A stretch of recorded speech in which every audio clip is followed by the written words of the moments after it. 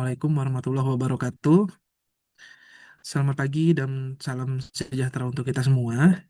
Yang kami hormati hari ini pembicara kita ya, ada Mas Handi Priyono yang juga alumni S1 Informatika nih teman-teman angkatan 2003. Selamat datang Mas Handi hari ini. Semoga sehat ya Mas ya.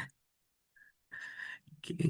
Eh, serta seluruh teman-teman mahasiswa S1 Informatika yang mengambil mata kuliah WGTIK hari ini yang saya banggakan.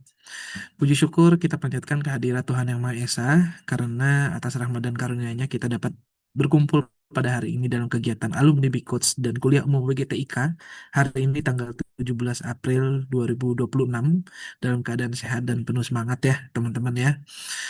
Oke, teman-teman semua, sebelum kita masuk ke materinya dari Mas Handi ini, izinkan saya untuk memperkenalkan Mas Handi terlebih dahulu. Beliau adalah alumni S1 Informatika Telkom University angkatan 2003 ya Mas ya. Sebelumnya Mas Handi tahun 2000 itu D3 dulu ya Mas ya kalau nggak salah. Saya baca Iya dari betul. CV-nya. Jadi beliau lanjut ke S1 Informatika tahun 2003 dan saat ini berkarir sebagai CTO di Duta Firza Mulia di mana beliau menjadi CTO di sana ya teman-teman ya. Jadi sebelum menjadi CTO saya lihat nih pengalaman Mas Andi itu udah banyak banget nih teman-teman ya, pernah menjabat sebagai Cyber Security Product dan Solution Lead di Smartfren, bener ya Mas ya. Terus juga pernah berkecimpung juga di Samsung. Jadi teman-teman, Mas Andi ini pengalamannya bukan kaleng-kaleng ya teman-teman hari ini. Jadi bagi teman-teman semua yang hadir hari ini, manfaatkan momen ini dengan baik ya. Nanti silakan tanya aja apapun itu tentang cyber security, tentang cloud dan lain-lain ke Mas Handi, karena pasti pengalaman beliau sudah banyak banget ya di situ teman-teman. Dan ini juga menjadi bukti nyata ya bahwa alumni TELU itu mampu bersaing dan memberikan dampak di dunia industri ya teman-teman ya. Jadi teman-teman nanti jangan bingung dari informatika ini mau kerja di mana sebagai apa. Boleh nanti nanya sama Mas Handi ada nggak sangkut pautnya di pekerjaan di mata kuliah dulu gitu teman-teman. Oke. Jadi untuk itu tanpa berpanjang lebar ya supaya kita mulai aja nih materi dari Mas Handinya. Untuk itu mari kita sambut dengan hangat Mas Handi Priyono dan kepada Mas Handi kami persilahkan. Mangga Mas. Oke, Mas Ajat, terima kasih untuk Sama-sama Mas. perkenalannya. Mungkin saya coba share screen dulu kali ya. Ini saya request and share screen. Oh, oke. Taruh.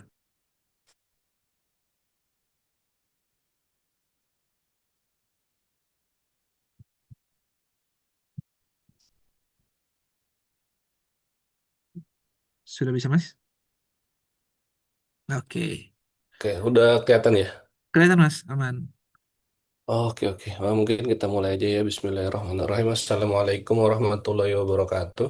Waalaikumsalam warahmatullahi wabarakatuh. Eh, Selamat pagi teman-teman mahasiswa semua ya. Di sini ada dosen nggak ya?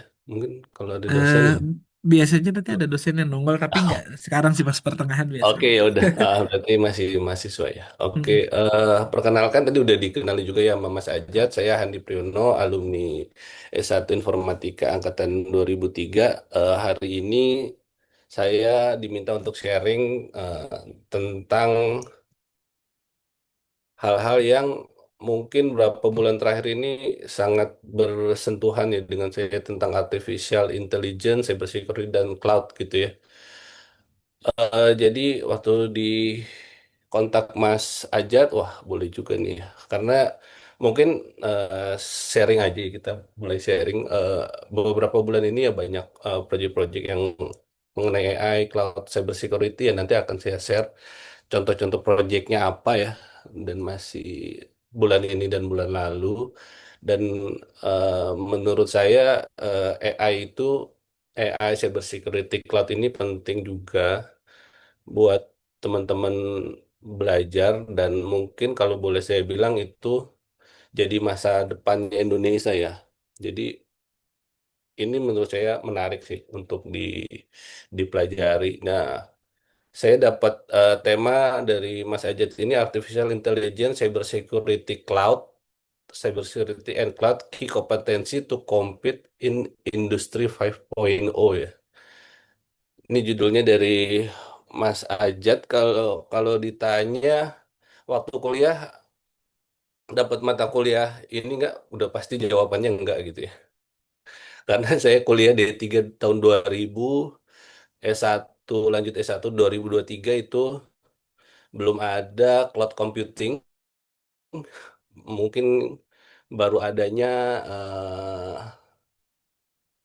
operating system, sistem operasi ya, terus distribusi computing, cyber security apalagi mungkin dulu lebih ke IT security, AI, AI dulu mungkin masih teori ya fuzzy logic, cuma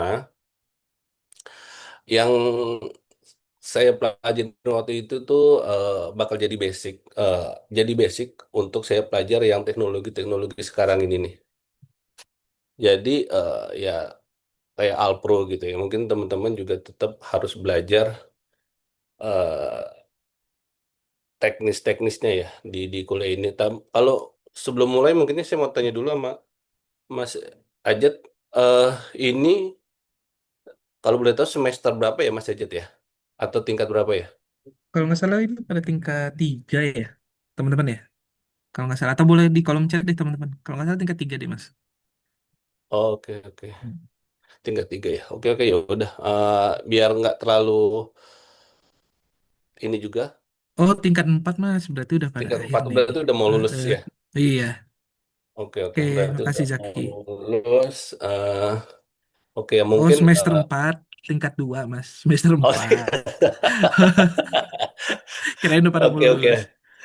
Ya Heeh. mungkin ya bisa jadi ya, masukannya gambaran tentang industri cyber security, cloud dan AI gitu ya. Mungkin sekilas dari saya ya terakhir saya kuliah di S2 MTI ya, Magister Teknologi Informasi UI, Universitas Indonesia tahun 2006. Lulusnya 2008 yaitu juga masih belum belajar AI, cyber security dan cloud gitu ya. Itu masih jauh dengan yang sekarang kita bahas. Ya mungkin kan kalau AI mungkin baru 2023, eh, cloud baru mungkin 2017 ya yang saya tahu. Cyber security dulu sebelumnya IT security, sekarang cyber security itu paling baru 2019 ya. Jadi ya masih baru. Sekarang saya tadi udah dibilang Mas Ajat, saya CTO di Duta Firza. Selain di perusahaan, saya juga aktif di Asosiasi Adiksi sebagai Head of Cyber Incident Response Cooperation. Jadi mungkin sekilas tentang adiksi, adiksi itu ya adiksi itu Cyber Security Association yang dibentuk pemerintah dan industri ya. Waktu itu pemerintah diwakili oleh BSSN, Komdigi, waktu itu masih Kominfo, Ekraf gitu ya, Kementerian Industri. Mereka tuh pengen punya sarana atau wadah ya komunikasi antara industri dan pemerintah khususnya di bidang cyber. Jadi waktu itu ada diskusi dengan dari industri, dari Kadin, dari global partner juga seperti Palo. Kalau lokalnya Sinexis ya, BCG juga ada. Jadi waktu itu akhirnya dibuat suatu riset tentang industri keamanan siber di Indonesia dan salah satu rekomendasinya adalah pembentukan asosiasi digital dan keamanan siber di Indonesia. Jadi akhirnya terbentuklah adiksi yang di kepengurusannya itu ada dari pihak BSSN, dari pihak Ekraf, dari industri juga ada untuk nggak cuma menjembatani antara pemerintah komunikasi ya, komunikasi antara pemerintah dan industri, tapi juga asosiasi ini harus mengembangkan talent gitu ya, talent di Indonesia, industri cyber security di Indonesia tentang produk-produknya dan terutama untuk regulasi gitu ya. Jadi asosiasi ini lumayan punya tanggung jawab yang cukup besar saat ini. Kalau industri fokus ya sekarang saya lagi fokus di cyber security solution, AI integration, cloud strategi untuk banking ya. Kebanyakan sekarang masih di banking karena industri ini ya paling banyak yang adopsinya tuh di banking ya. Mungkin nanti akan saya share. Oil and gas juga mining telecommunication. Experience tadi 20 tahun, saya mungkin udah kerja udah cukup lama juga. Eh, dari mulai startup lulus kuliah bangun startup mungkin teman-teman kenal dosen yang namanya Pak Dana Eskusumo ya. Itu saya pernah bikin startup bareng beliau gitu ya. Waktu pertama lulus, terus pindah ke perusahaan IT, terus pindah ke perusahaan e-commerce. E-commerce dulu Telkom grup bikin e-commerce, namanya Plaza.com. Nah saya eh, awalnya jadi konsultan, kemudian direkrut jadi eh, internal. Nah, kemudian pindah ke Samsung. Samsung itu waktu itu baru buat R&D di Indonesia. Jadi eh, kita mengembangkan beberapa aplikasi. Mungkin teman-teman tahu Galaxy Gift. Nah, Galaxy Gift Salam, Samsung Salam itu kita yang ngembangin di Indonesia. Kebetulan waktu itu saya jadi produk manajernya di sana di aplikasi itu. Terus saya pindah ke telco di Smartfren, pegang enterprise business. Terus ya sekarang di cyber security. Jadi lumayan role-nya dari programmer sampai eh, business development lah ya. Itu. Nah ini mungkin foto eh buat menu slide aja ya. Ini yang atas ini eh, foto waktu saya diundang ke SOC-nya EY di tahun 2024 ya. Jadi mungkin kalau teman-teman tahu EY itu Big Four Consultant, Ernst Young mungkin ya kayak PwC, Deloitte, KPMG ya. Waktu itu saya ada project dengan EY yang cukup besar di Sinarmas Group karena Smart Friend part of Sinarmas Group. Jadi kita pakai EY untuk SOC. SOC itu Security Operation Center ya. Mungkin kalau teman-teman tahu, eh, bayangannya Security Operation Center itu ya kayak saya nggak tahu udah diajarin belum ya SOC tentang SOC ini. SOC itu kayak Network Operation Center, Command Center ya, command dia banyak monitor yang harus dia awasi. Jadi saya di invite untuk mengunjungi asosiasi facility-nya mereka, Security Operation Center di Trivandrum, India. Trivandrum, India itu mungkin mirip-mirip kalau kota di Indonesia tuh kayak di Anyer ya.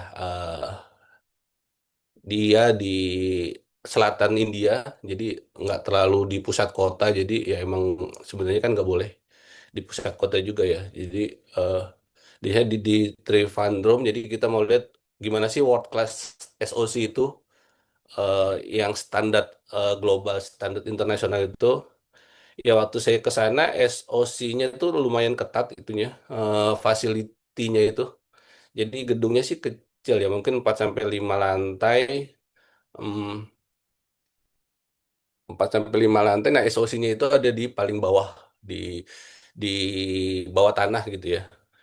Nah, kita nggak bisa masuk ke ruangan SOC-nya, kita cuma bisa lihat dari luar. Di sana banyak monitoring, jadi eh, nggak boleh rekam video juga. Jadi mereka tuh monitoring semua layanan SOC di seluruh customer mereka di seluruh dunia, termasuk Indonesia selama 24 kali 7. Mereka ada shift, 3 shift. Jadi di sana mereka ya monitoring ada serangan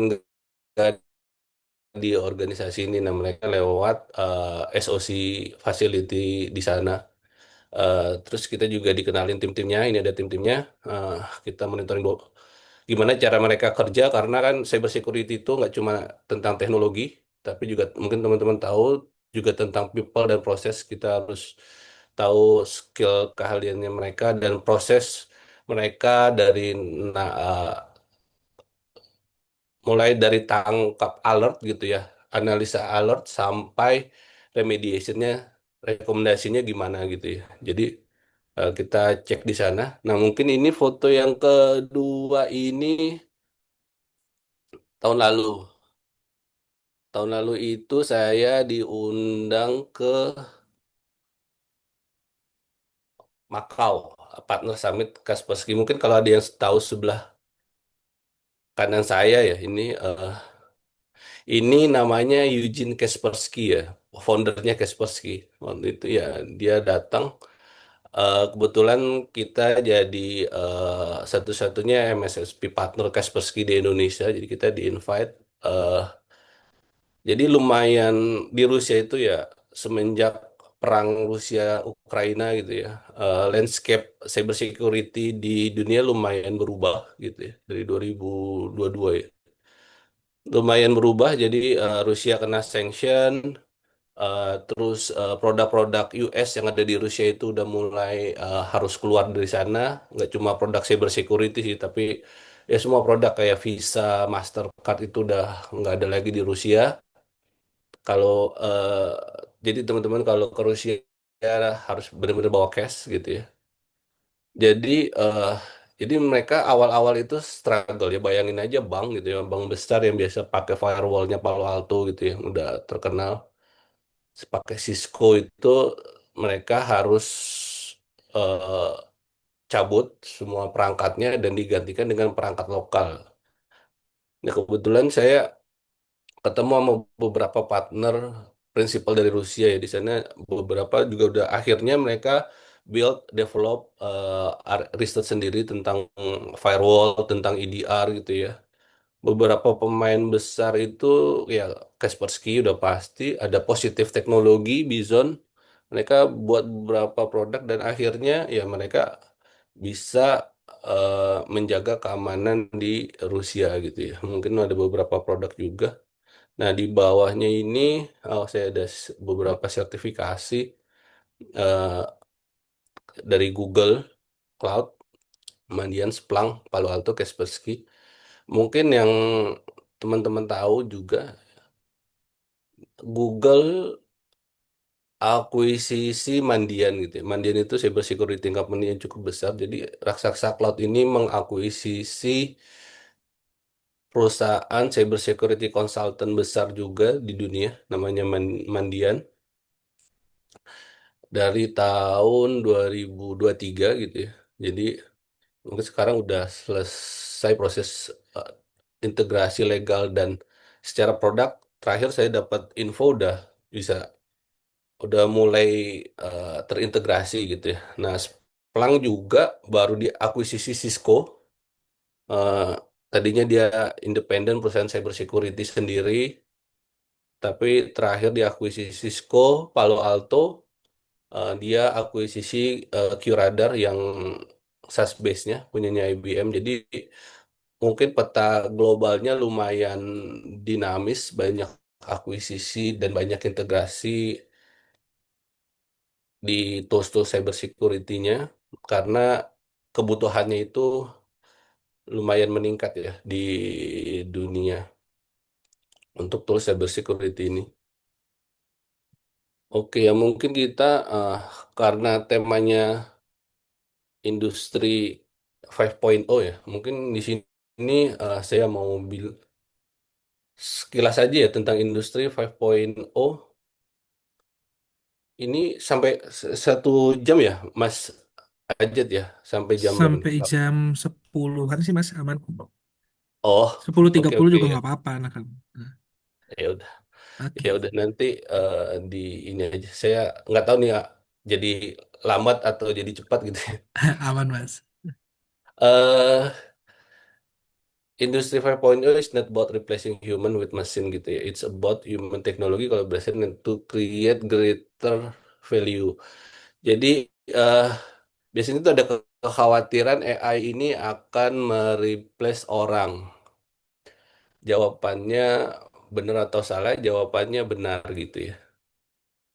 Untuk beberapa pekerjaan Untuk beberapa pekerjaan L1, misalnya L1 ya, L1 itu diprediksi akan digantikan oleh AI.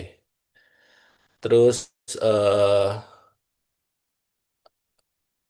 kalau dari dokumennya OJK, OJK itu bilang 0 sampai 15% AI bisa melakukan efisiensi pekerjaan dan staff.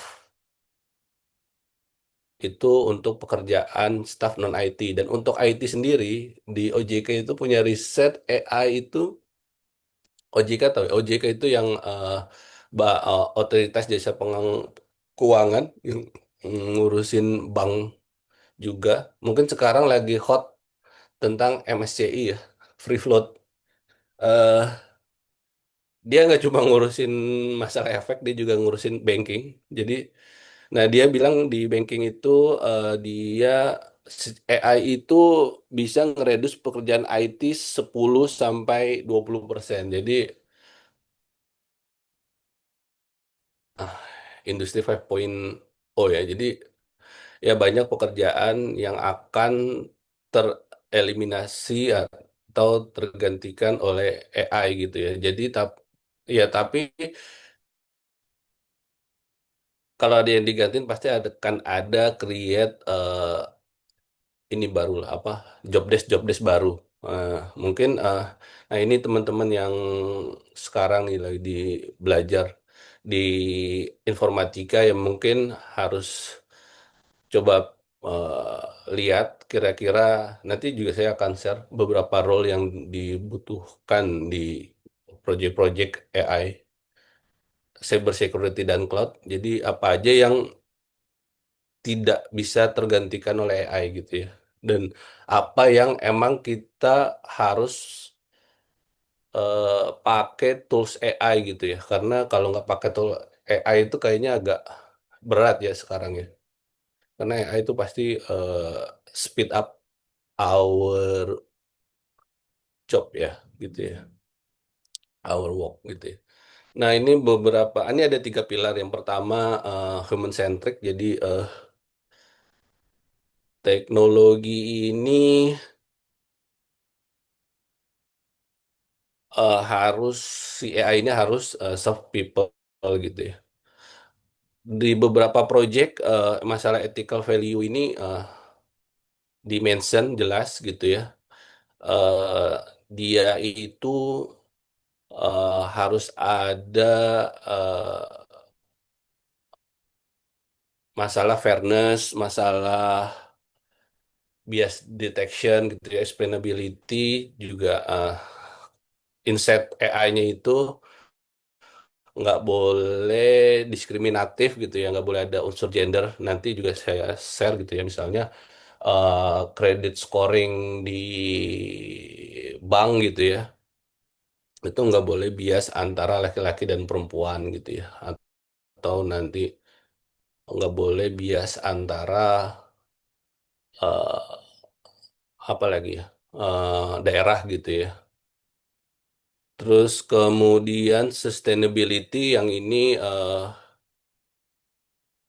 lumayan rame kemarin itu di Jakarta ya. Di Jakarta tuh ternyata di Jakarta tuh udah hampir ada 100, hampir 100 ya, hampir 100 data center di Jakarta. Nah itu ya namanya data center itu kan pasti ngeluarin panas ya. Dan listriknya juga lumayan besar, apalagi yang AI. Jadi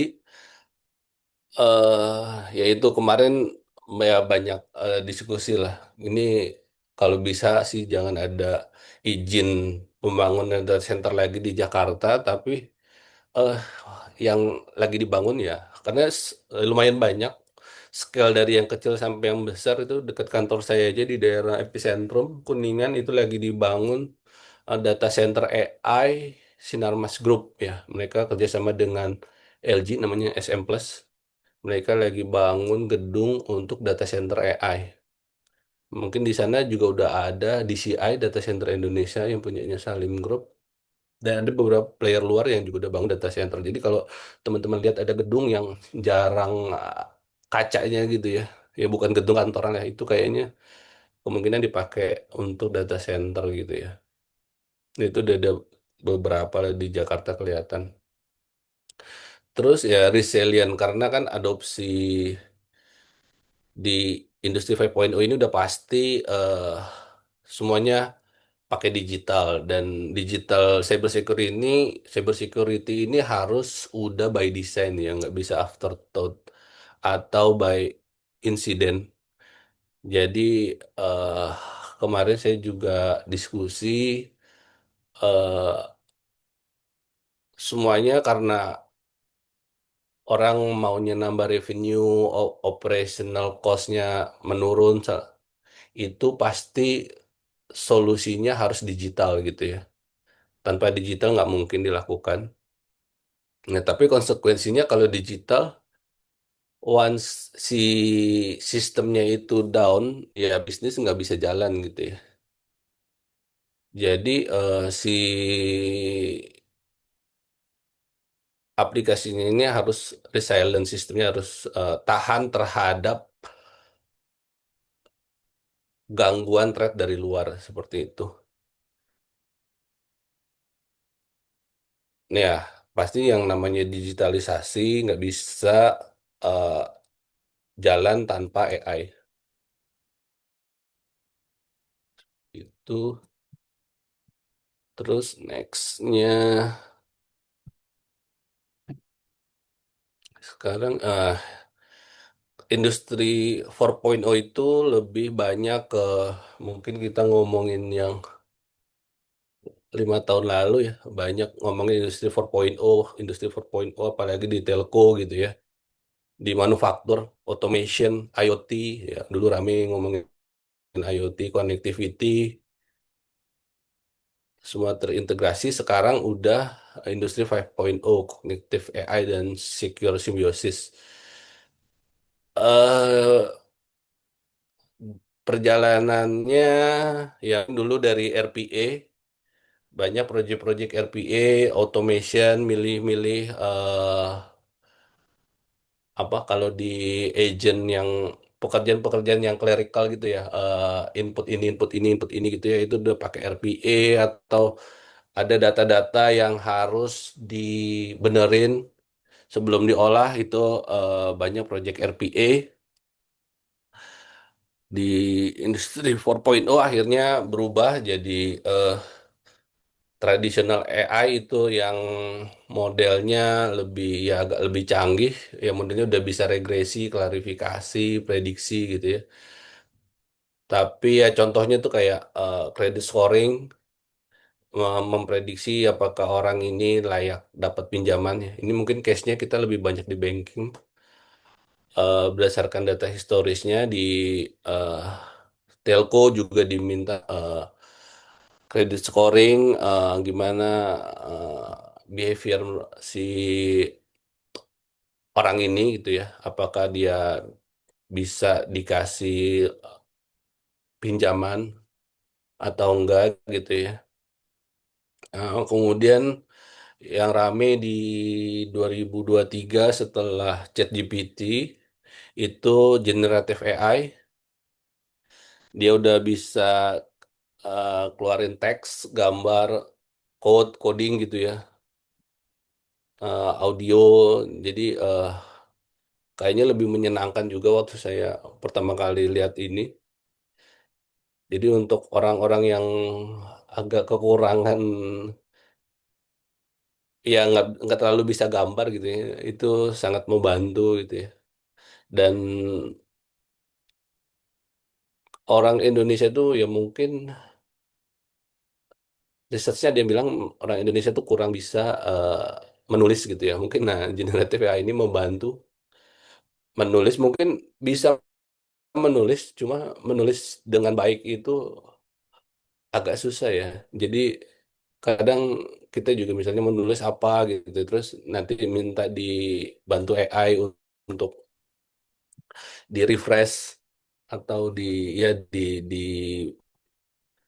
bagusin lah tulisannya itu, ya lumayan oke. Mungkin yang terakhir itu yang sekarang lagi rame, agentic AI. Agentic AI ini ya, bayangin kalau di generative AI mereka generate konten gitu ya. Di agentic AI itu udah mulai bisa eh self decision gitu ya. Jadi misalnya kalau di cyber security itu ada serangan, mereka terus AI-nya ada yang menganalisa, habis itu ada yang eh, remediasi gitu ya, ada yang melakukan fungsi blocking gitu ya. Nah, itu mereka udah arahnya ke sana gitu ya. Jadi ya beberapa sudah mulai dikembangkan ya untuk agentic AI itu. Nah, ini mungkin kita agak masuk ke AI-nya. AI is reshaping every industry gitu ya. AI udah pasti ya semua industri pakai AI. Nanti saya juga share industri, semua industri yang paling besar industri telco, banking itu adopsinya lumayan tinggi. Semua industri udah mulai adopsi AI, tapi eh, sekarang mereka berminat tertarik dengan AI, tapi baru sekitar mungkin 5-10% yang bisa mengadopsi ya, karena kan AI juga masih mahal. Saya ada beberapa project di AI itu tertunda masalah hardware ya. Masalah hardware. Kita ada project di Indosat, itu harusnya itu udah mulai dari Februari, tapi sekarang mundur. Kemarin dibilang Mei, menunggu hardware. Saya tapi nggak yakin juga hardware-nya datang bulan depan. Kemungkinan baru, oh ya nggak tahu lah, kita let's see ya, apalagi kondisi global juga lagi kayak gini ya. Dan emang AI GPU itu jadi rebutan di mana-mana, nggak cuma di Indonesia ya, di seluruh dunia semua rebutan eh, hardware-nya. Jadi kemarin saya baca si Nvidia itu SPK-nya kan udah sampai 2027 gitu ya. Itu keren ya, masif banget berarti. Dan Cina juga lagi ngembangin juga terakhir saya lihat. Jadi emang kebutuhannya cukup tinggi dan semua eh, harus menggunakan AI karena ya tadi itu bisa secara revenue dari bisnis ya, secara revenue dia udah pasti bisa ningkatin revenue, dan secara cost dia bisa nurunin cost gitu ya. Apa aja yang di AI machine learning, predictive analysis, dia ada eh, fraud detection di banking ya. Jadi eh, kalau kalian pakai ATM gitu ya, mobile banking, di sana ada model machine learning yang kerjanya di background untuk menganalisa apakah ini transaksinya normal atau mencurigakan gitu ya, secara personal. Jadi ketahuan ini fraud atau enggak gitu ya. Terus credit scoring yang tadi kita udah discuss, menentukan nasabah bisa dapat kredit atau enggak gitu ya. Terus forecasting, biasanya forecasting di manufaktur e-commerce gitu ya. Eh, Nanti saya share juga di Bank Jatim tuh tentang kebutuhannya apa aja. Terus NLP, N, N, eh, NLP itu smart chatbot. Smart chatbot ini ya mungkin dulu predefine kalau orang ngechat di aplikasi customer service. Nah, itu customer service mungkin akan menjadi salah satu pekerjaan yang bisa tergantikan AI gitu ya. Chatbot bisa lebih, bahasanya bisa lebih luas. Sekarang udah bisa beberapa bahasa dan bisa bahasa slang juga. Eh, Beberapa teman-teman saya yang main di chatbot ini, aplikasi mereka ya integrasi ke aplikasi mainnya, mereka provide SDK beberapa bank, Garuda itu udah pakai smartphone waktu itu juga pernah pakai. Jadi mereka jawabnya mungkin lebih lebih bagus ya si si chatbot ini. Terus sentimen analisis ya dari media sosial untuk biasanya brand monitoring. Nah, itu kemudian knowledge extraction from dokumen ini biasanya dokumen. Nah, dokumen legal. Nah, saya juga biasanya pakai AI untuk misalnya ada agreement dengan partner atau dengan customer gitu ya. Apalagi dengan kalau customer biasanya template, biasanya kalau dengan partner kita coba kasih AI gitu ya, simpelnya ini analisa ada yang merugikan perusahaan kita atau enggak. Nah, nanti biasanya dia kasih suggestion seperti itu.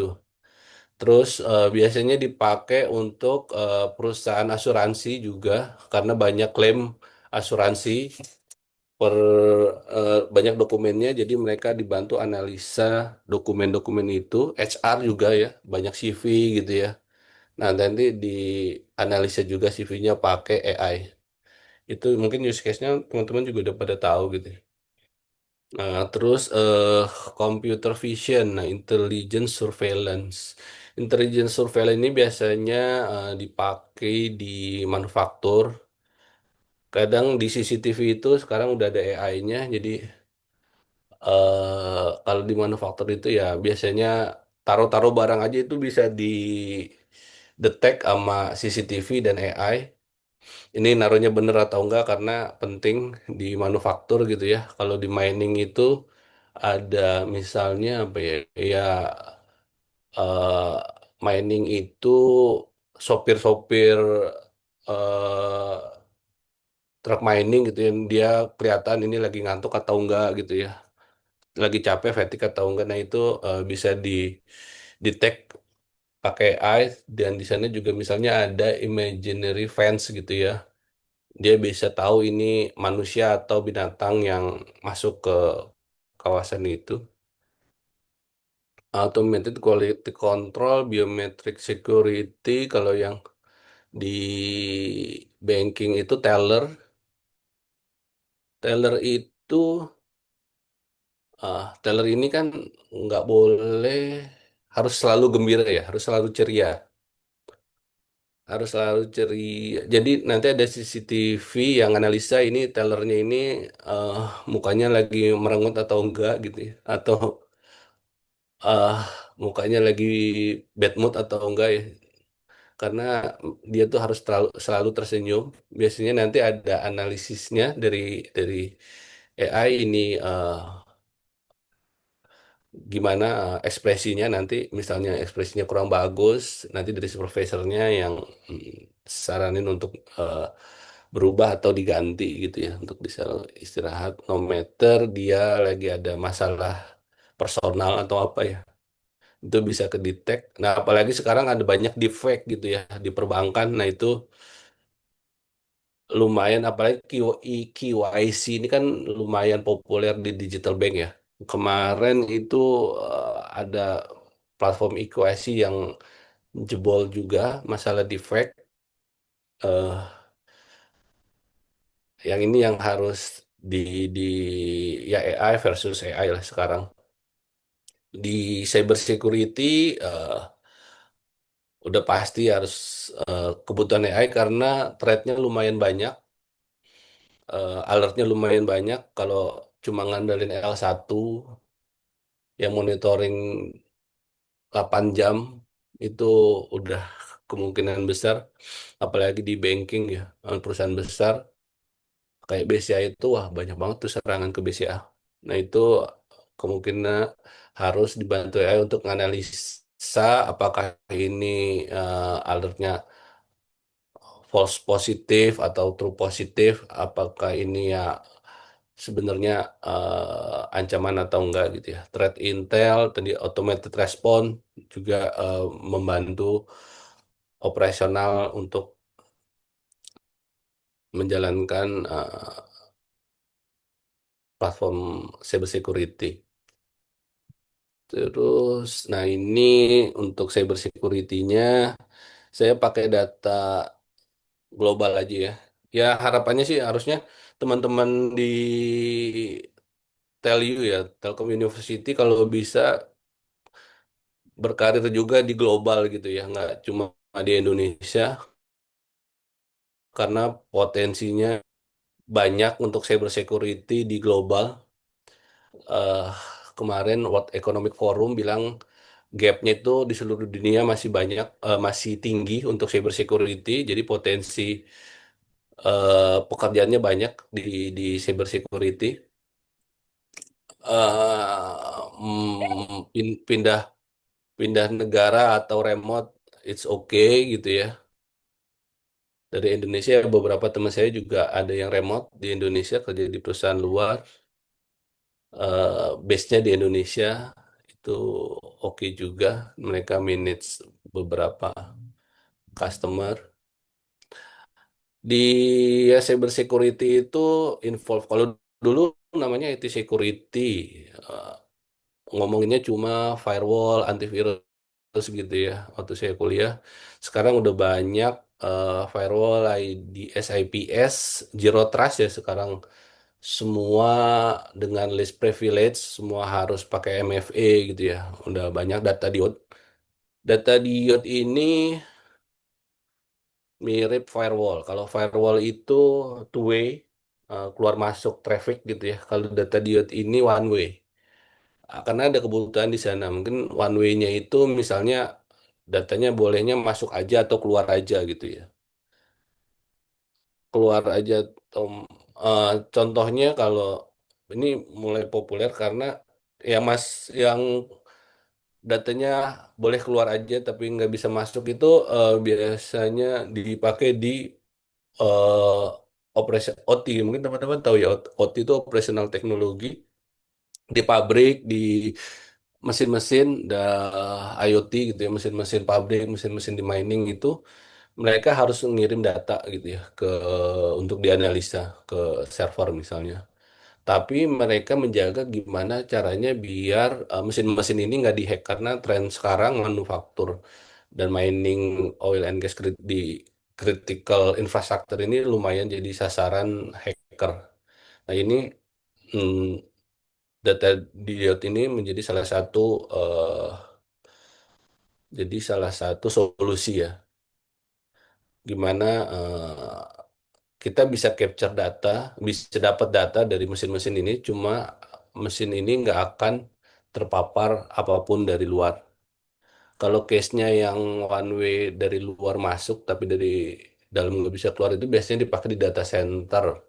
Jadi beberapa data masuk ke server kita, tapi server kita tuh nggak bisa ke data center ya. Data center ini nggak bisa ngeluarin data kemanapun gitu ya.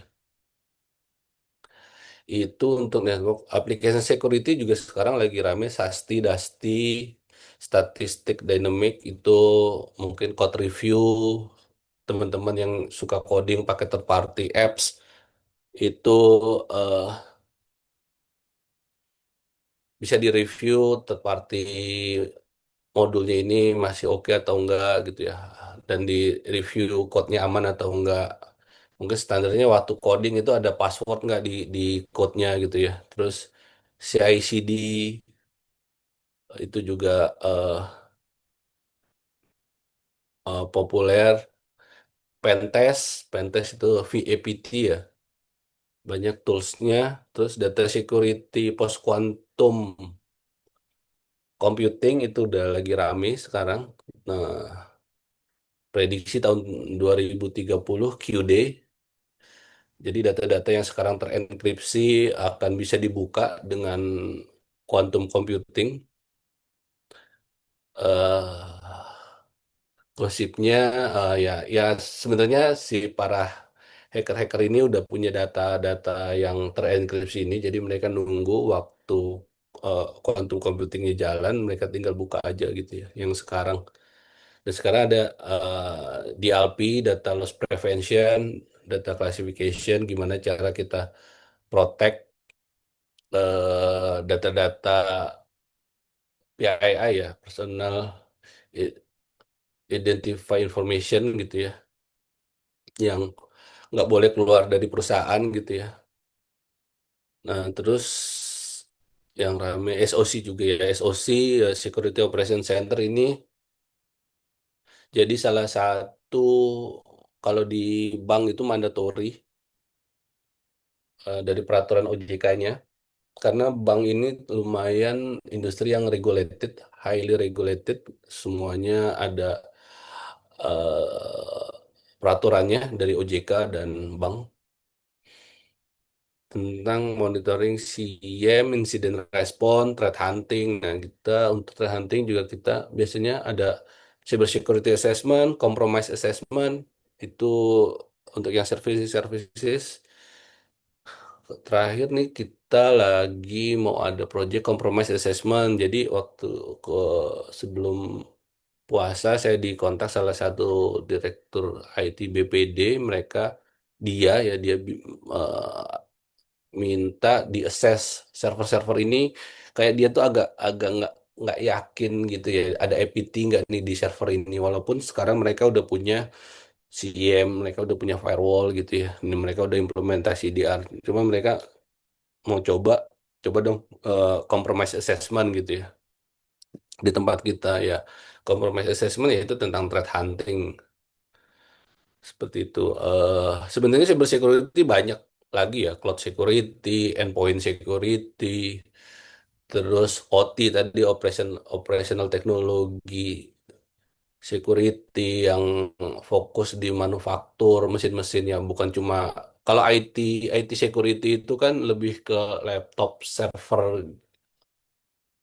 laptop server gitu ya firewall. Tapi kalau di OT itu lebih ke mesin-mesin pabrik, mesin-mesin mining gitu ya. Nah, itu yang sekarang udah mulai cukup banyak serangan dan mulai di Indonesia mungkin belum terlalu populer, cuma ya kita juga lagi mengedukasi ya. Mungkin tantangan di Indonesia literasi cyber security juga masih kurang ya. Jadi eh, ya itu udah mulai populer OT security juga di Indonesia. Nah, ini untuk cloud computing ini ya mungkin ini udah lumayan ya. Jadi ini secara infrastruktur ya, scalable, efisien dan secure. Ya semua nanti akan infranya akan pakai cloud, ya nggak harus pakai cloud sih. Jadi eh di cloud itu ada IaaS, PaaS, SaaS gitu ya. Di IaaS itu AWS, Azure. Di Indonesia tuh udah lumayan rame GCP, Alibaba, Tencent, Huawei dulu.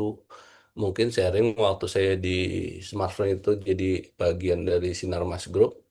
Dan banyak perusahaan-perusahaan Sinarmas Group ini yang pakainya macam-macam. Jadi ada yang pakai AWS, Azure, GCP, Alibaba gitu, Tencent dan Huawei karena smartphone jadi teknologi ARM-nya Sinarmas Group. Jadi kita harus bisa cater kebutuhan grup. Kita engage sama masing-masing hyperscaler ini. Namun itu kalau di luar ya saya nggak tahu teman-teman explore nggak ya. Kalau AWS itu biasanya di populernya di kalangan startup gitu ya. Di kalangan startup.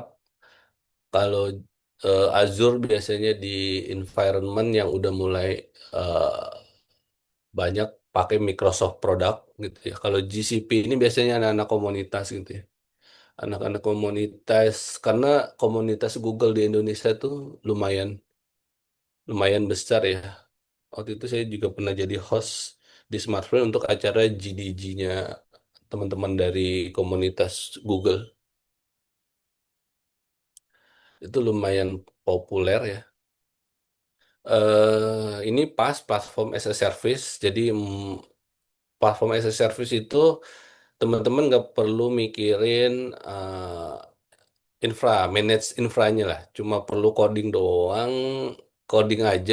Jadi nanti infranya itu diatur sama si hyperscaler. Jadi misalnya eh trafficnya lagi tinggi, dia akan auto scale gitu ya. Eh, Kalau rendah dia akan ngecil gitu ya.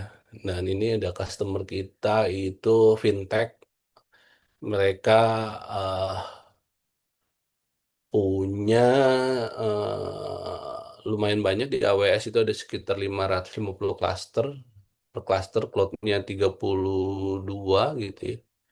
Waktu itu kita ada project cloud security di sana dan kendalanya yaitu auto scale dan mungkin juga ini baru ya dan ke si solution ini karena biasanya kalau cyber security solution license itu biasanya kan per tahun gitu ya.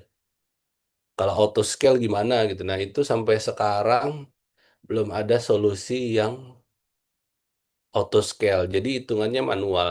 Jadi misalnya di kadang mereka salesnya atau baik misalnya oke makanya minimal berapa 100 misalnya license-nya dikasih 100. Nanti kalau jadi auto scale jadi 120 gimana ya udah nggak apa-apa lah. Free aja gitu kan 20-nya. Karena mereka nggak terlalu bisa dinamis. Tapi nanti ya next year-nya dihitung lagi gitu ya. Dan solusi cloud security itu mungkin masih terlalu sedikit ya. Kaspersky ada, cuma nggak nggak sanction juga sih. Mereka terbatas misalnya di US mereka nggak bisa ah, nggak punya capability di US region. Kalau di Singapura mereka masih bisa oke, tapi ya kurang fleksibel di hyperscaler US gitu ya. Alibaba, Tencent, Huawei ini mereka punya ya masing-masing hyperscaler punya kelebihan kekurangannya sendiri lah. Kalau software as a service mungkin ya ini banyak lah. Canva gitu ya. Kita pakai Canva, Microsoft 365. Sekarang kalau dulu kalau kita mau pakai Office license-nya itu perpetual desktop base. Sekarang udah pakai SaaS itu annually dan bisa dari desktop, bisa dari web gitu ya, Salesforce, Google Workspace. Nah, ini mungkin Google Workspace saya sharing hmm, kita waktu itu satu yang pertama kali implementasi Google Workspace di banking di Bank Sinarmas ya. Karena bank itu kan ya tadi semua diawasin gitu ya. Kita mau punya aplikasi apa juga harus lapor ke OJK gitu ya. Nah, itu si eh, kita tektokan dengan OJK dengan Google gitu gimana caranya si Google Workspace ini bisa diimplementasi di Bank Sinarmas dan akhirnya kita dapat approval dari OJK untuk implementasi Google Workspace di Bank Sinarmas. Itu lumayan panjang waktunya dan kita harus nyiapin beberapa dokumen. Selain itu, waktu itu ada fintech juga. Nah, fintech juga termasuk yang diawasi OJK. Kita mau implementasi SIEM, SaaS, pakai cloud base-nya Splunk gitu ya. Nah, untungnya biasanya pakai on-prem, tapi karena eh, akhirnya kita bisa filter data-data apa aja yang bisa kita upload ke cloud. Karena cloudnya ini biasanya mereka pakainya di Singapura gitu ya, nggak ada. Ya, mungkin AWS, GCP ini pada bilang ya kita ada data center di Indonesia, tapi eh, apa ya fun fact ya fun fact-nya itu harga Indonesia itu lebih mahal daripada harga Singapura sih.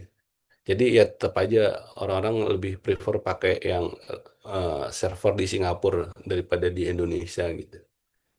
Nah, untuk cloud trend ini multi cloud sama hybrid cloud.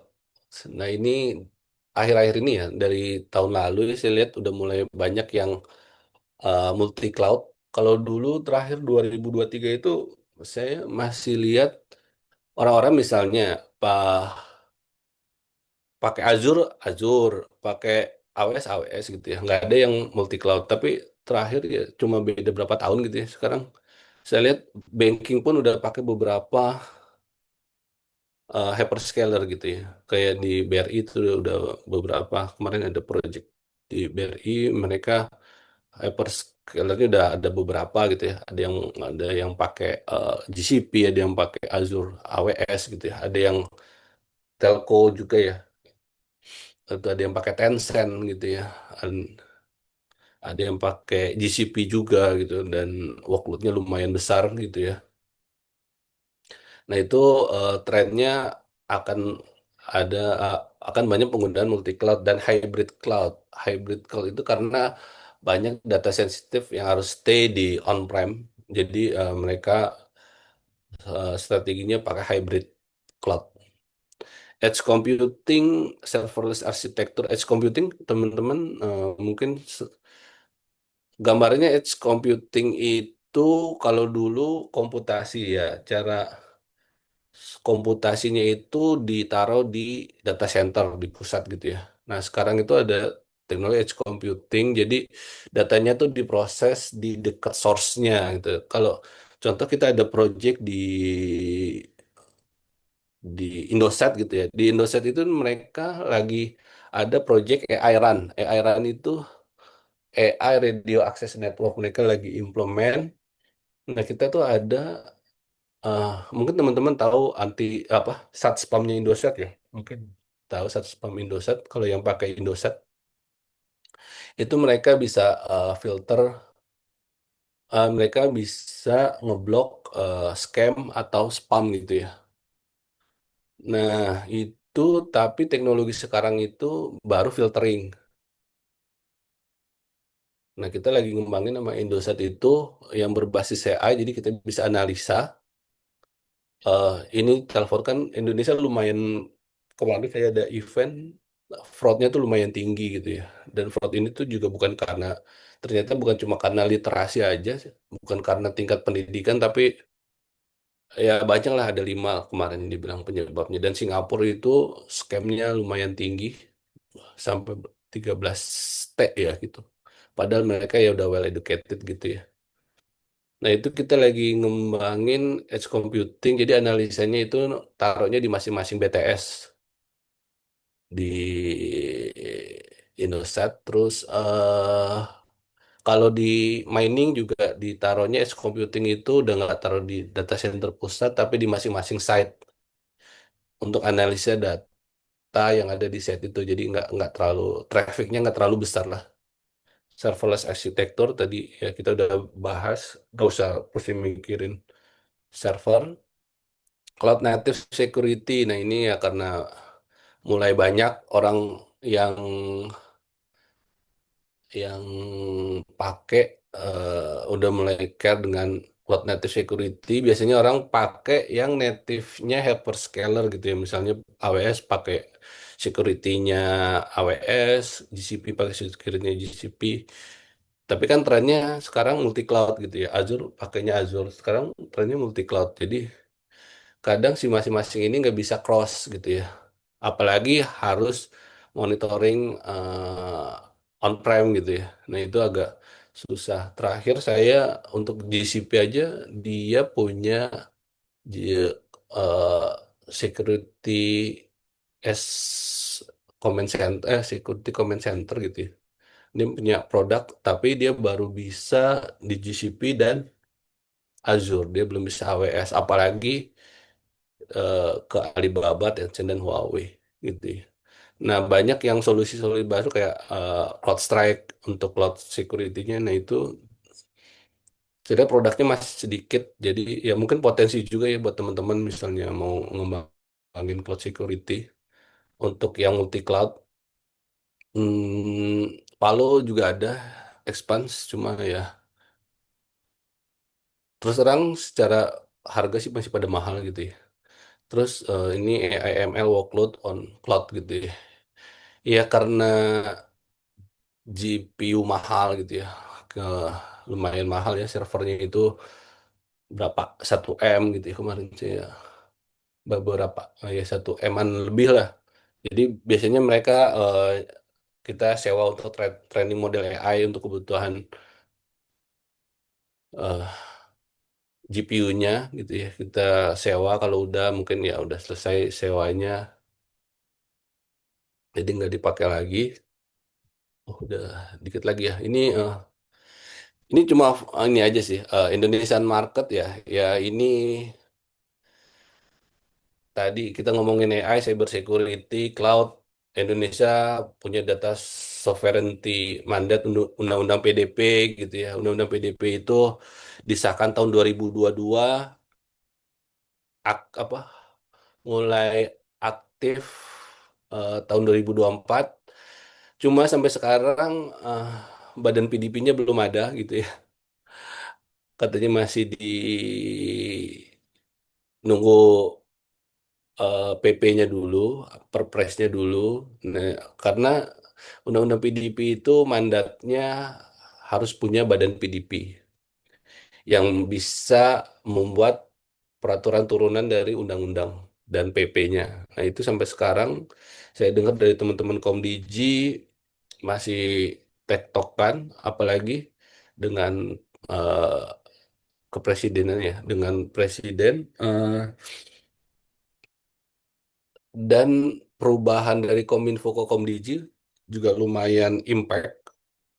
Jadi untuk undang-undang PDP mungkin secara personal itu udah berlaku ya. Misalnya teman-teman kita lihat ada yang upload KTP orang itu udah pasti bisa ditindak sama polisi. Tapi kalau untuk enterprise itu agak susah karena ya itu badannya belum ada detail peraturannya karena lumayan kemarin 2024 lumayan heboh karena dendanya itu 2% dari revenue. Misalnya teman-teman kerja di perusahaan yang revenue-nya satu 100 triliun gitu ya. Wah itu kayak mungkin kayak Telkomsel atau itu ya. Itu udah pasti dendanya 2T. Cuma kan siapa nih yang memvalidasi, yang investigasi bener nggak ini kesalahan perusahaan. Nah itu badan itu yang harus ada dan sekarang masih belum terlalu. Nah eksplosif digital adoption ini ya Indonesia kalau saya bilang apalagi Jakarta itu ya termasuk digital adoption-nya tinggi dibanding negara-negara tetangga gitu. Even di Singapura ya. Di Singapura, Malaysia, Thailand itu ya Indonesia lumayan oke untuk digital adoption-nya. Mungkin kita bisa lihat di QR, penggunaan QR, semua orang udah pakai QR, jarang yang bawa uang cash kadang ya.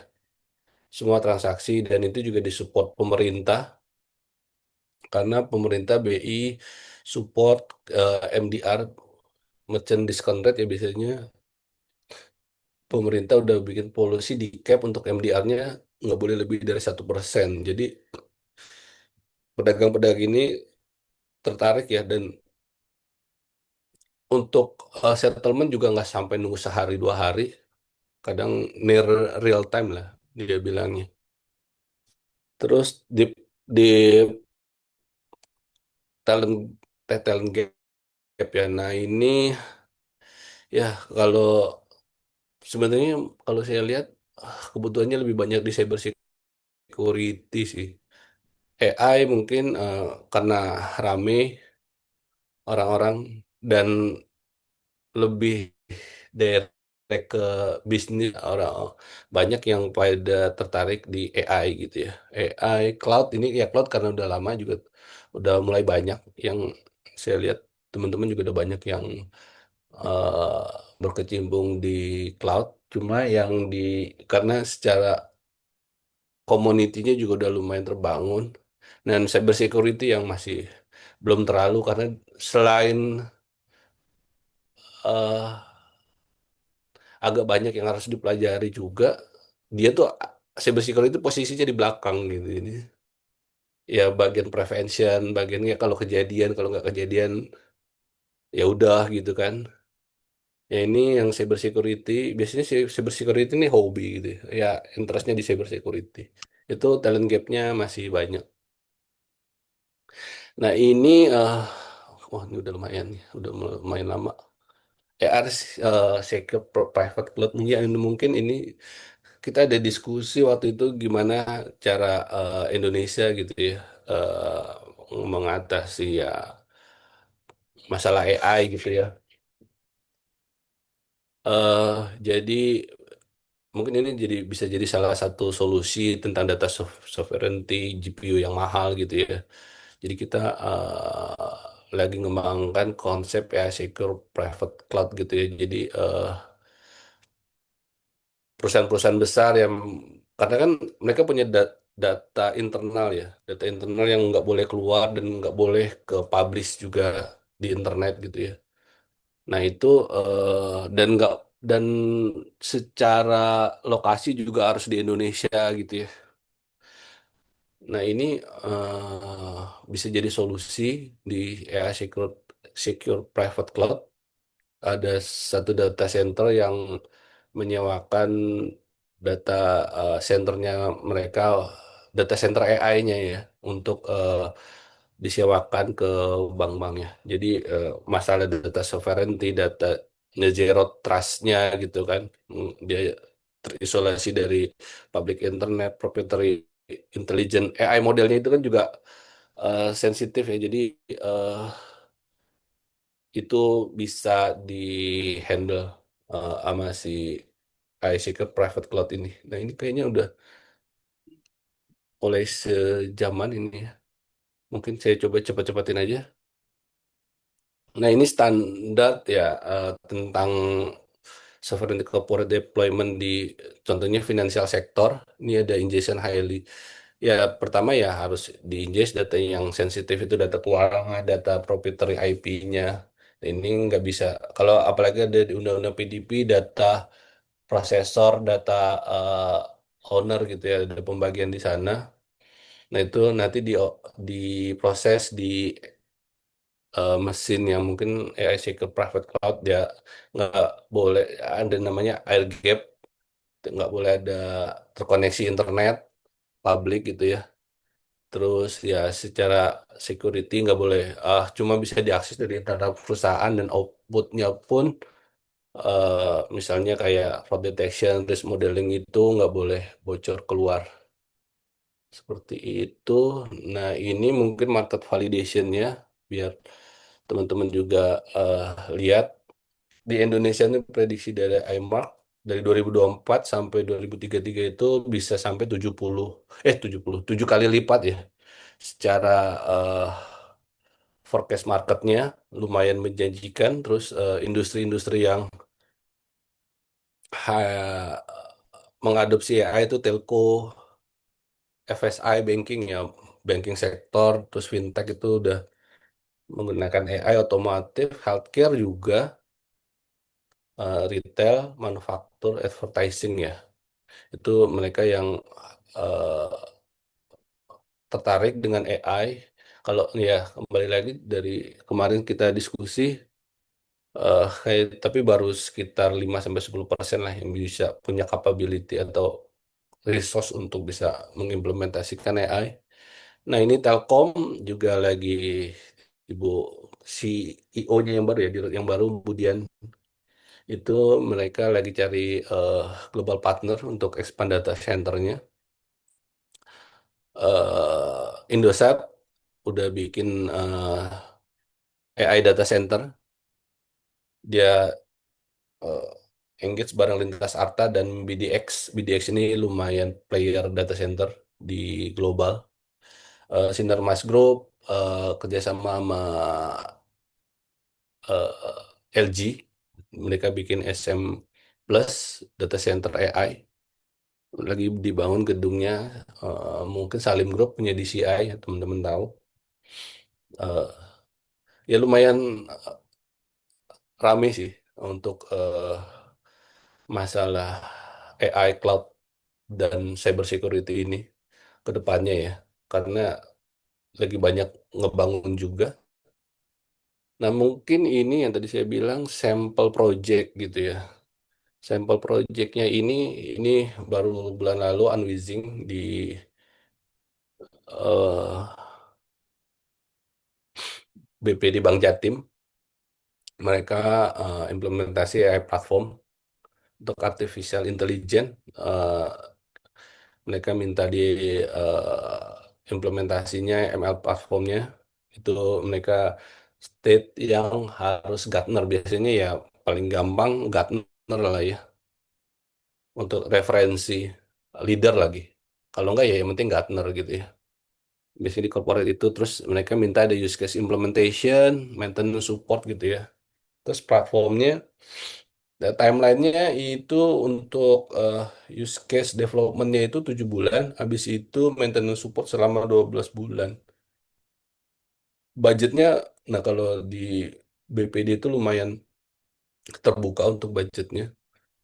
Mereka anggaran tahun ini 7 M-an, 7,1 M. Ini untuk implementasi nih ya dengan 5 use case. Itu role apa aja yang dibutuhin? Ya project manager, business analyst, ini masih ML engineer nih. Ini ada di dokumen KK-nya juga ya. Jadi ini saya ya cuma copy paste aja. Kira-kira yang dibutuhin apa?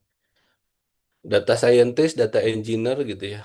Quality assurance sama technical writer ini yang untuk nulis-nulis dokumen projectnya ya. Terus ada lagi di oh ini use case-nya tentang segmentasi nasabah ya di Bank Jatim itu segmentasi nasabah, prediksi churn. Churn itu eh, dia pindah bank gitu ya. Ada personalized offering untuk ASN. Karena kan dia base-nya BPD itu base-nya dari ASN ya. ASN, ASN Pemprov di provinsi lah semua harus pakai BPD gitu ya. Terus use case-nya prediksi profitabilitas nasabah, credit scoring ya. Nah itu semua lewat basis data historis transaksinya di Bank Jatim.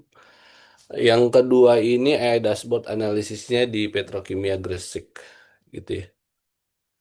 Ya sama dashboard development, code environment setup, eh, sistem integration dengan data warehouse-nya, advanced analytic, web development, testing, training, dokumennya itu standar. Ini proyeknya 12 bulan, dibagi jadi 4 tahap gitu ya, cycle per quarterly ya.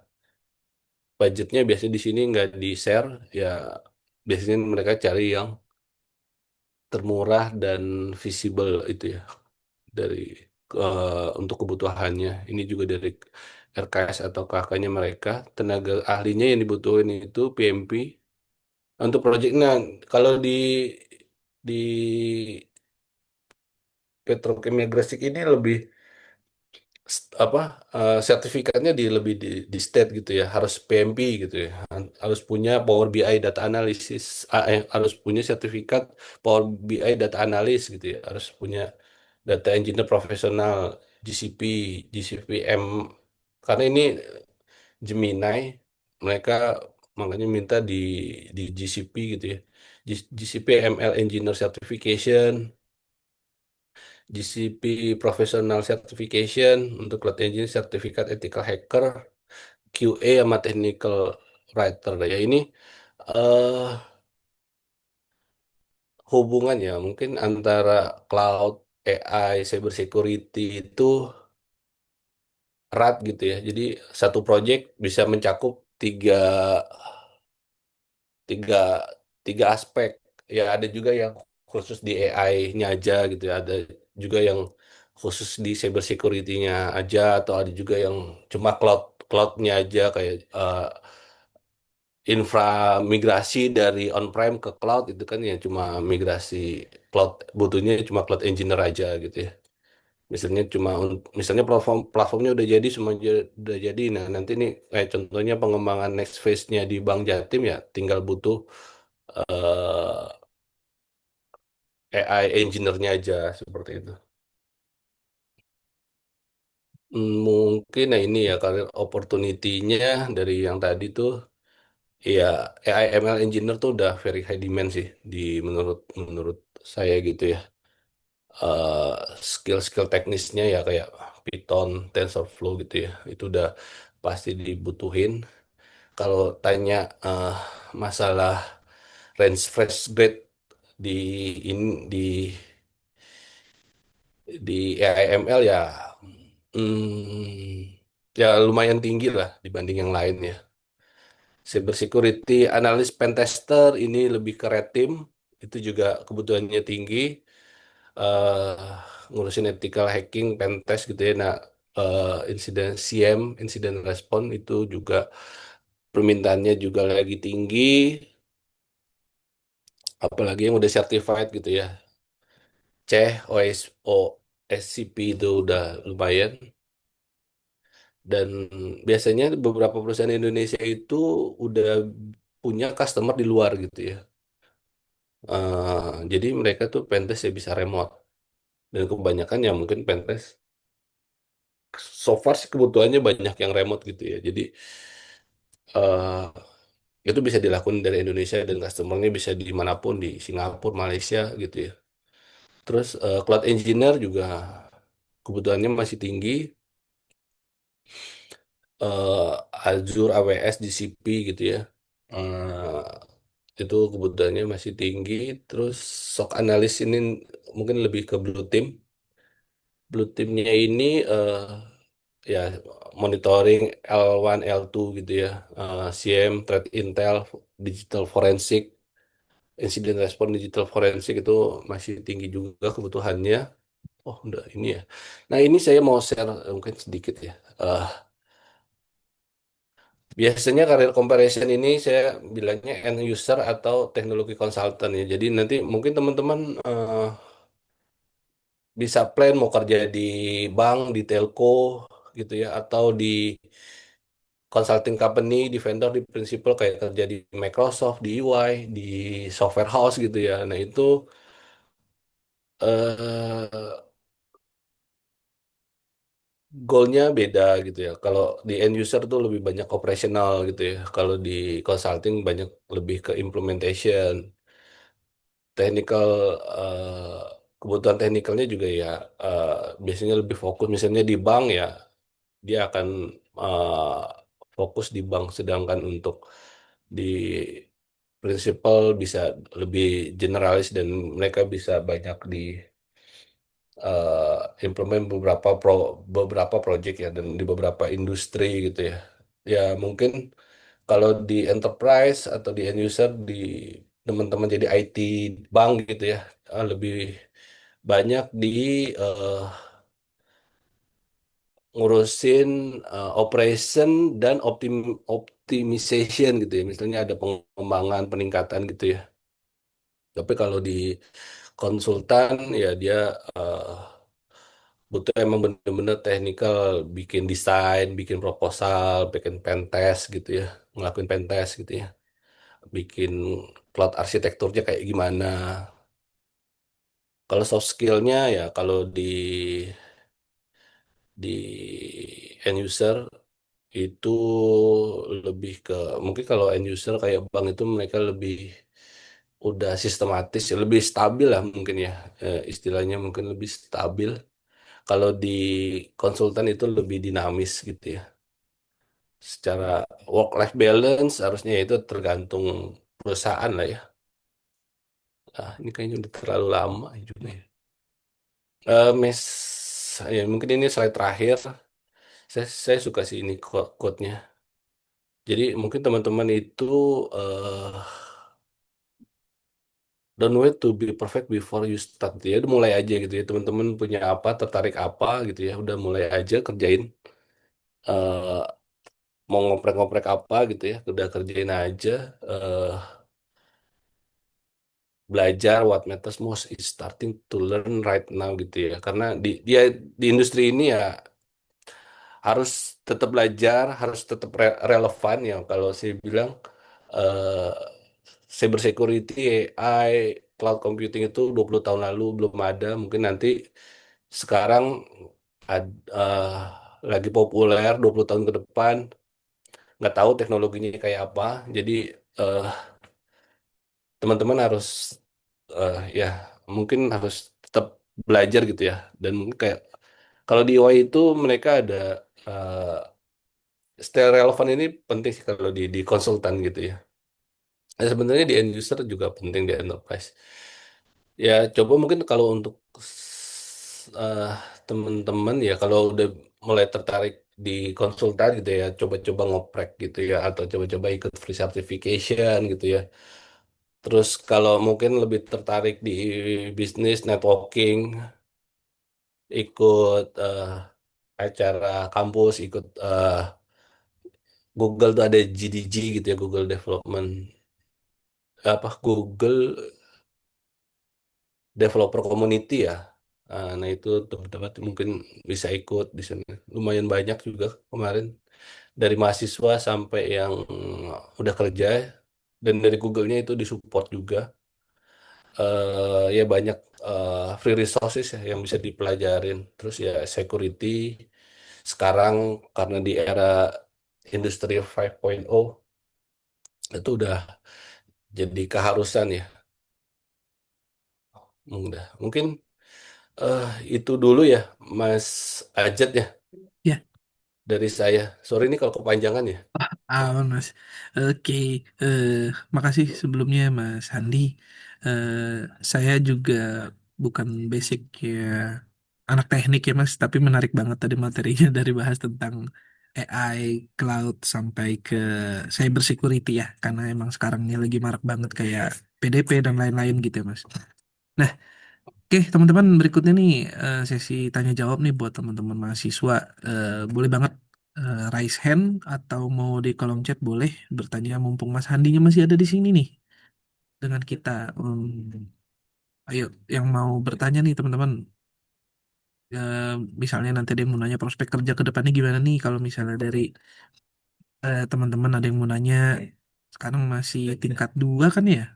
Nah, 2 tahun lagi berarti lulus. Ya, teman-teman ada yang mau nanya nggak? Raise hand boleh atau di kolom chat juga boleh.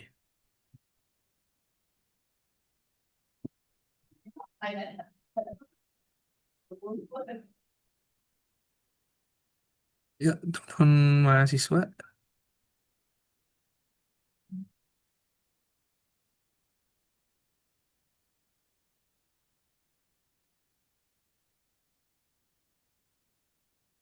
yang ingin ditanyakan terkait cloud atau misalnya AI dan cyber security nih.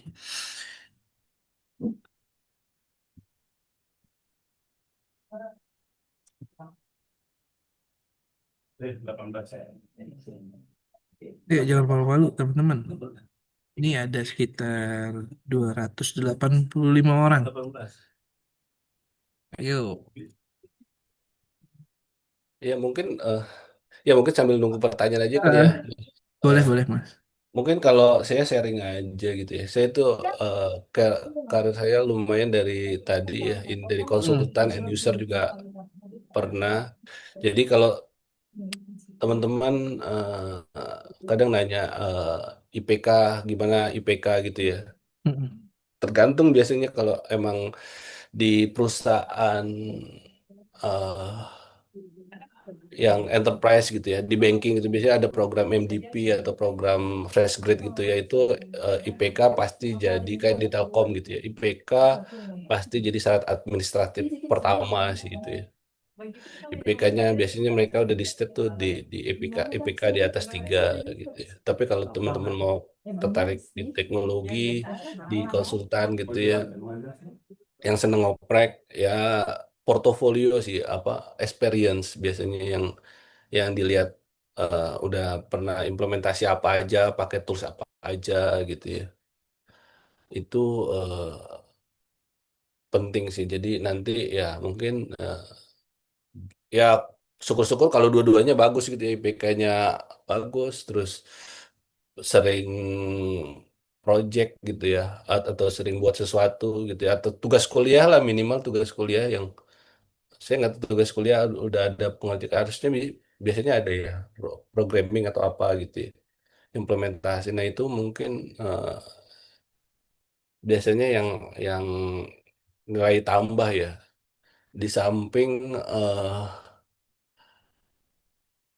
ikatan alumni ya. Saya mungkin sharing dulu waktu saya masuk ke Samsung ya. Samsung itu saya masuk Samsung R&D waktu itu baru buka di Indonesia. Jadi tahun 2012 kebetulan Yang interview saya itu angkatan 96 gitu ya. Ya, itu teman-teman kalau bisa ditunjukin tuh alumni dari STT gitu ya. Jadi nanti karena gapnya nggak terlalu lama cuma 4 tahun ya, jadi masih kalau ngobrol masih nyambung gitu. Nah, dulu saya juga punya tim mungkin 3/4-nya itu alumni STT. Ya, ya nggak tahu ya saya oke aja sih di STT ini. Ya, bener sih Mas. Jadi ini ya teman-teman ya, selain teman-teman kemarin juga ada yang nanya di materi sebelumnya terkait orang dalam, ya sebenarnya alumni juga orang dalam sih ya Mas ya. Pasti yang bakal ngebantuin kita kalau misalnya kita ngelamar kerja di satu tempat ya, kayak saya juga kerja di Telu juga infonya dari alumni juga sebenarnya, karena kan ada beberapa perusahaan yang emang rekrutmen itu tidak dibuka secara umum ya Mas ya, tapi biasanya Ya, melalui teman-teman deket atau alumni biasanya gitu. Nah, ini ada yang nanya nih Mas dari Fadil pertama nih. Aku mau nanya untuk industri AI ini Pak, opportunity yang paling besar sekarang itu di bagian apa ya Pak? Katanya. harusnya opportunity. Mm. Kalau AI ini industrinya kalau dari end customer itu banyak dipakai di sekarang yang udah mulai adopsi itu di banking. Banking itu banyak implementasi AI tadi kayak di di Bank Jatim dan beberapa bank itu udah mulai implementasi AI. Terus di kayak manufaktur tadi sebenarnya sih semua tergantung skalabilitasnya. Itu tadi petrokimia Gresik tuh udah mulai implementasi. Jadi nanti itu industri yang banyak pakai AI. Nah, untuk implementasi ya nanti teman-teman pilih aja mau mau pakai tools apa karena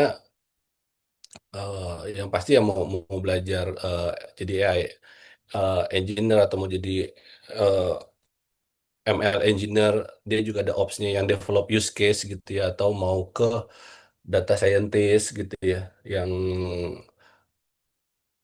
processing data gitu ya itu ya sih sama aja sih.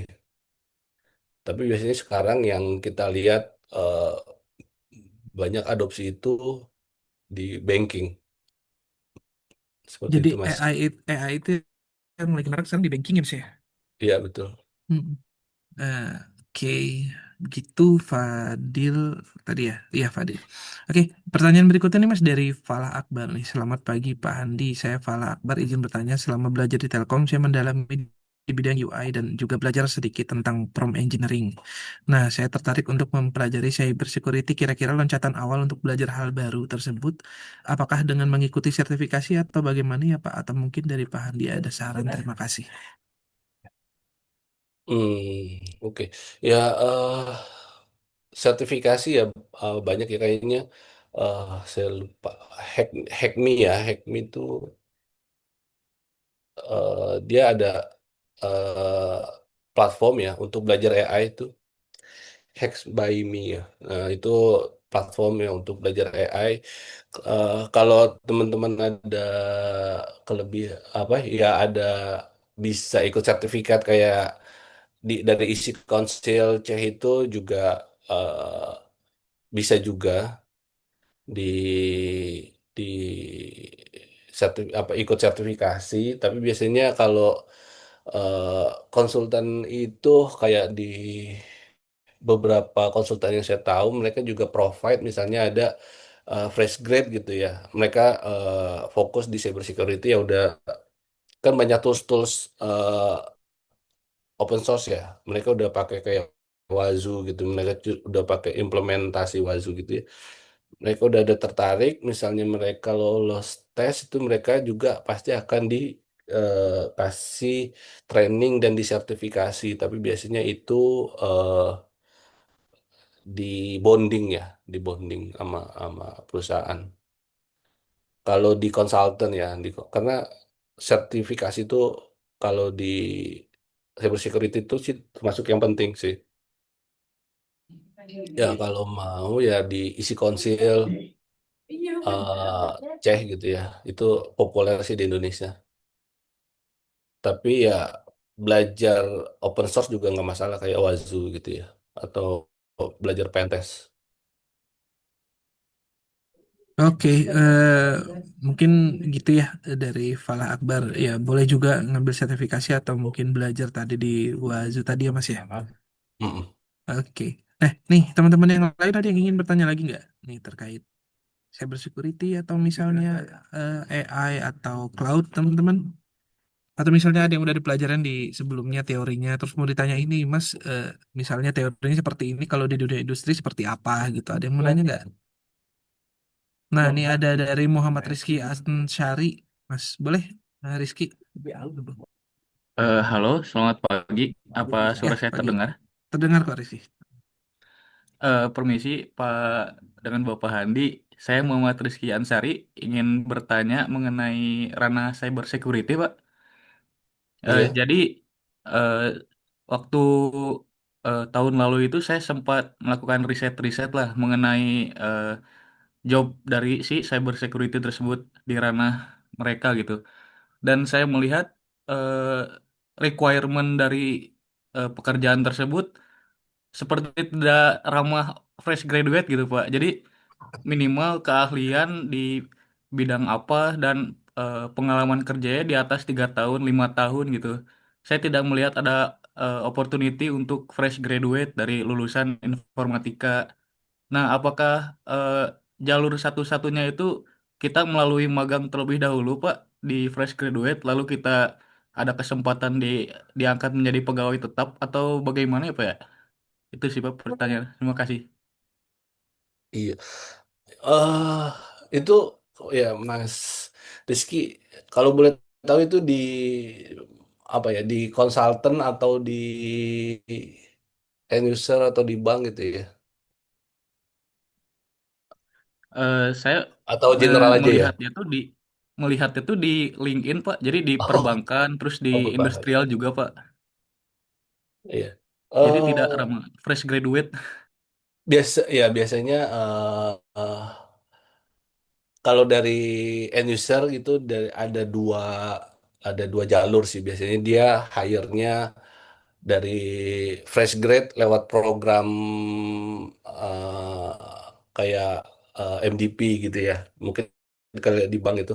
Tapi biasanya itu bisnis kadang, tapi juga ada kadang program fresh grade untuk technical. Waktu itu di Smartfren juga dia khusus untuk technical. Nah biasanya kalau yang dari program technical, kalau dari program fresh grade itu yang dia akan lebih di lebih dibimbing sih, kalau di lebih dibimbing untuk nanti fokusnya misalnya diarahinnya akan ke cyber security atau ke IT atau ke ERP gitu ya, itu akan dibimbing. Tapi kalau yang lewat jalur profesional, ya itu emang ada kebutuhan karena mereka pengen yang udah siap pakai gitu, yang eh, udah experience, makanya experience apalagi banking gitu ya, experience di banking apalagi udah punya sertifikat gitu ya. Nah, itu jalur profesional. Dan biasanya kalau ya di end user seperti itu. Kalau di konsultan, konsultan itu ada juga yang ya ada juga yang untuk ada kebutuhan yang experience, ada juga kebutuhan yang untuk junior. Karena mereka juga mau ya kalau di kita tuh kita rekrut fresh grade gitu ya. Nanti kita training, kita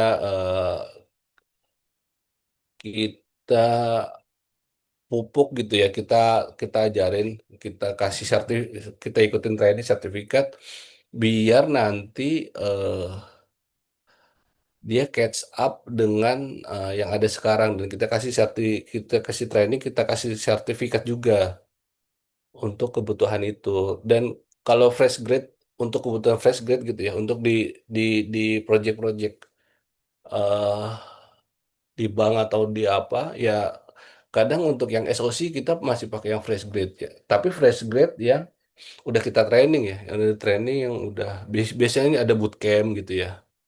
Kita ada bootcamp berapa bulan, terus kita training. Nanti dia ikut kita certified di ethical hacker, isi konsil beberapa tentang SOC, tentang apa gitu ya. Nah itu ada juga, jadi eh, nggak cuma yang udah experience, tapi yang fresh grade harusnya ada sih. Ada beberapa bootcamp yang sediain konsultan yang bisa sediain itu. Konsultan lokal ya, gitu Mas Rizky. Baik Pak, terima kasih Pak. Ini Mas, mungkin ada satu lagi nih Mas, izin bertanya Pak, sebagai praktisi dan alumni dari informatika, bagaimana Bapak melihat gap atau kesenjangan terbesar antara orang IT saat ini dengan kebutuhan industri? Apakah industri lebih membutuhkan spesialis di satu bidang, misalnya kayak murni cyber security, atau umumnya yang bisa langsung tiga pilar, dia bisa AI, cloud, sama cyber security sekaligus, Mas? Hmm, biasanya sih kalau Mas awal ya, fresh grade itu entry level pasti harus spesifik sih. Spesialis nggak mungkin tiga-tiganya. Harus salah satu. Eh, mungkin yang terkenal itu ini ya, T-shape. Jadi kayak huruf T gitu ya. Mungkin harus ada salah satu yang deep. Entah itu di cyber security-nya, di AI-nya, atau di cloud-nya gitu ya. Itu harus ada salah satu yang deep, dan yang lainnya itu lebih ke eh, knowledge generalnya. Ya, tahu lah tentang AI, tahu tentang cloud gitu ya. Tapi satu yang harus deep sih. Pilih salah satu yang deep. Dan secara role juga nggak mungkin tiga-tiganya eh, yang kalau perusahaan besar ya, perusahaan ya AI engineer sendiri, cloud engineer sendiri, security sendiri gitu ya. Nggak mungkin, ya mungkin ada perusahaan yang skalanya nggak terlalu besar, orang cloud ngurusin security juga ngurusin, tapi ya best practice harus pisah sih. Karena misalnya role-nya agak beda. Misalnya security dia detect sesuatu yang anomali gitu ya di di organisasi, terus dia kasih ini coba lihat kayaknya ada port yang kebuka gitu ya. Misalnya ada vulnerability atau perlu ada patch. Nah, biasanya dia kasih ke orang infra gitu kan. Orang cloud, nih coba dong di patch gitu kan. Nah, itu kayaknya nggak, untuk teknis sih harus biasanya udah dipisah masing-masing. Tapi mungkin knowledge-nya eh, bisa lebih general di yang lainnya. Satu aja yang di itu aja Mas. Mungkin dari saya. Oke, eh, mungkin itu ya tadi buat Rifki. Jadi kalau Rifki nanti misalnya kuliah fresh graduate, alangkah baiknya saran Mas Andi tadi spesialisasi dulu di satu bidang gitu ya Mas ya. Karena Ya, biasanya yang dicari memang yang fokus dulu di satu bidang, misal cyber security dulu gitu sampai matang, baru nanti selama berjalannya waktu baru mengembangkan ke ilmu yang lain Mas ya. iya betul. Gitu.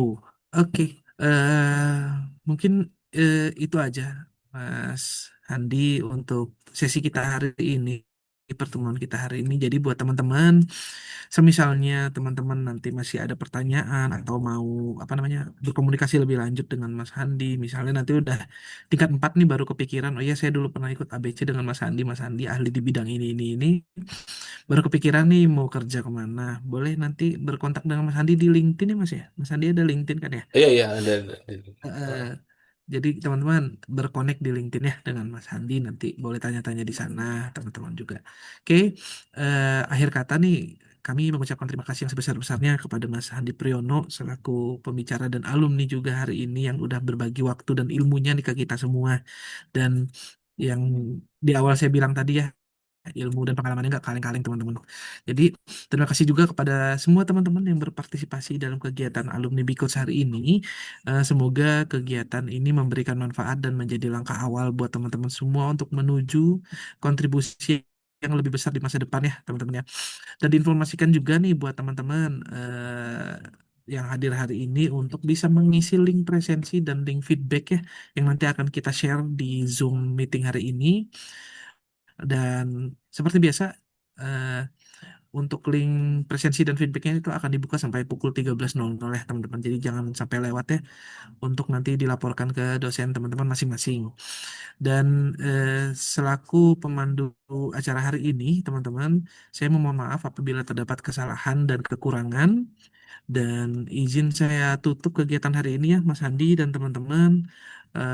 Selamat siang semuanya. Wassalamualaikum warahmatullahi wabarakatuh. Waalaikumsalam warahmatullahi wabarakatuh. Ya,